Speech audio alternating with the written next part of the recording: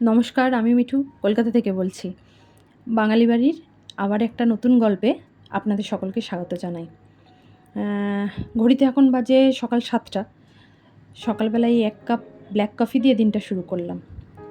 সকালবেলায় 1 cup coffee না খেলে এই শরীর নামক মেশিনটা ঠিক রিচার্জ হয় না।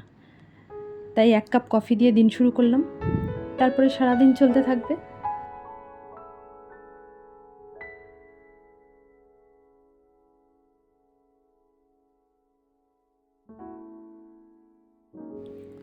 রান্নাবান্না মোটামুটি সব কমপ্লিট। গাছে আজ দেখুন কিন্তু অনেক ফুল ফুটেছে। স্নান সেরে পুজো সেরে আজ একটু বেরোবো, আর এই এত সুন্দর ফুল দিয়ে আজকে ঠাকুরকে পুজো দেবো। কোথায় যাচ্ছি আপনাদের সাথে সবটাই শেয়ার করব। এই যে আমরা বেরিয়ে পড়েছি, যাচ্ছি আজ আমরা কোন্নগর, আমার বাবার বাড়ি। মেয়েদের জীবনটা কি অদ্ভুত না? যতদিন বিয়ে হয়নি ততদিন নিজের বাড়ি, আজ বিয়ের পর হয়ে গেছে আমার বাবার বাড়ি। আমি আর আমার ছোট ছেলেই যাচ্ছি।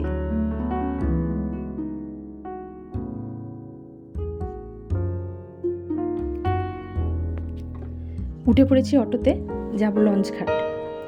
আজ আমি আর ছোট ছেলে যাচ্ছি, কাল বড় ছেলে আসবে। আমাদের কোন্নগরে খুব বড় করে বছরে একবার মা রক্ষাকালীর পুজো হয়, যেটা শকুন্তলা কালীবাড়ির পুজো নামেও পরিচিত। কাল সেই পুজোটাই আছে, তাই যাওয়া আর কি। আজ বিকেল বিকেল তাই বেরিয়ে পড়েছি। বড় ছেলের পড়া আছে তো, তাই ও আজ আসলো না, কালকে আসবে বলেছে। হাজবেন্ড আসতে পারবে না, কেননা বাড়িতে একটা পোষ্য আছে তো, যার নাম রোজ। একদিন আপনাদের সাথে আলাপ করিয়ে দেবো, দেখবেন খুব মিষ্টিও। অবশ্য দেখিয়েছিলাম একদিন ওকে আপনাদেরকে। যাই হোক, ওকে কি আর একদিনের জন্য কোথাও রেখে যাওয়া যায়? তাই আর ও আসতে পারলো না। ও বললো যে তোমরা যাও, আমি আছি। আচ্ছা, কোন্নগরের পুজোটা হচ্ছে খুবই জাগ্রত। সারা রাত লোকজনের আনাগোনা, কত মানুষের ভিড়। অনেক দূর দূর থেকে মানুষ আসে, জানেন এই পুজোতে। কত মানুষের কত মনস্কামনা যা তারা মায়ের কাছে এসে জানান দেয়। মায়ের কাছে পুজোর মাধ্যমে তারা নিজেদের হয়তো মনের অনেক কিছু কথা বলে যায়। চলুন, আপনাদের সাথে গল্প করতে করতে লঞ্চঘাট প্রায় পৌঁছে গেলাম। এবার গিয়ে টিকিট কাটি, তারপর অপেক্ষা লঞ্চের।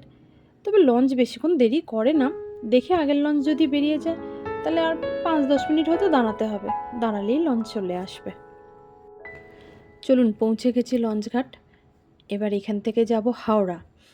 হাওড়া থেকে ট্রেন ধরবো, ট্রেন ধরে কোন্নগর।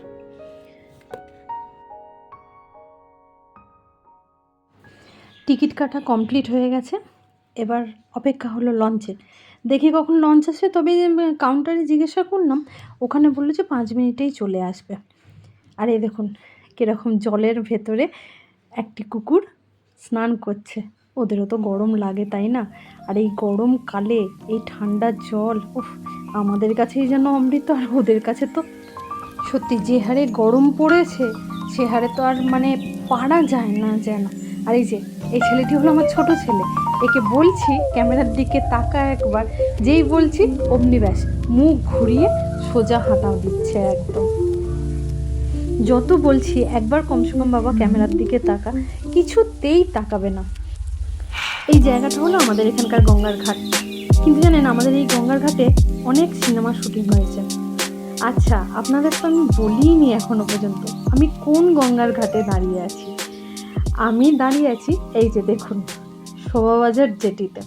আমি যাওয়ার সময় সাধারণত আড়ি ট্রলাটাই ব্যবহার করি, কিন্তু আড়ি ট্রলাটায় কী হয়েছে, কিছুদিন যাবৎ কাজ চলছে। আর এই যে কথা বলতে বলতে আপনাদের সাথে আমার লঞ্চও এসে গেছে। চলুন লঞ্চে উঠি, তারপর কথা বলছি।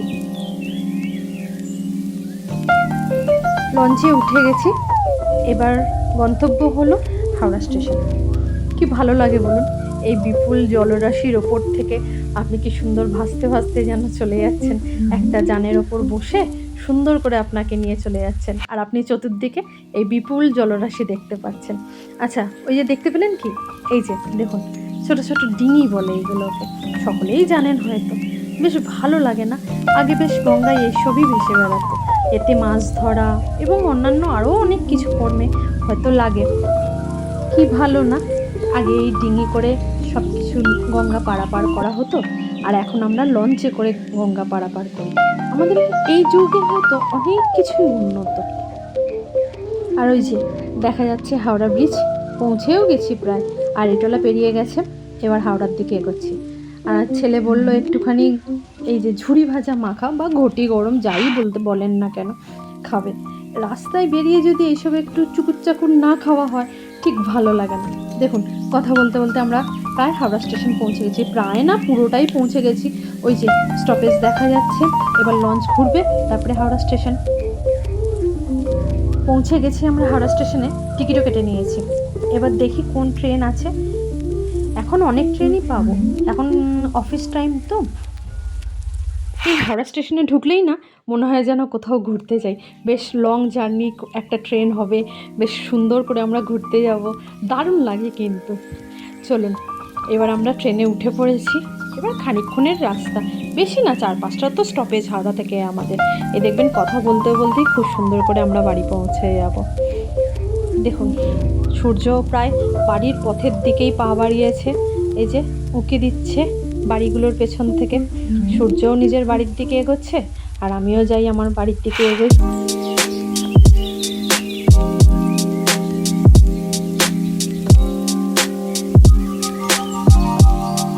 চলুন, পৌঁছে গেছি। তাহলে আজ এই পর্যন্তই রাখি, দেখা হবে পরের আবার একটি নতুন ভিডিওতে। তাই সকলে ভালো থাকবেন, সকলকে ভালো রাখবেন। ধন্যবাদ।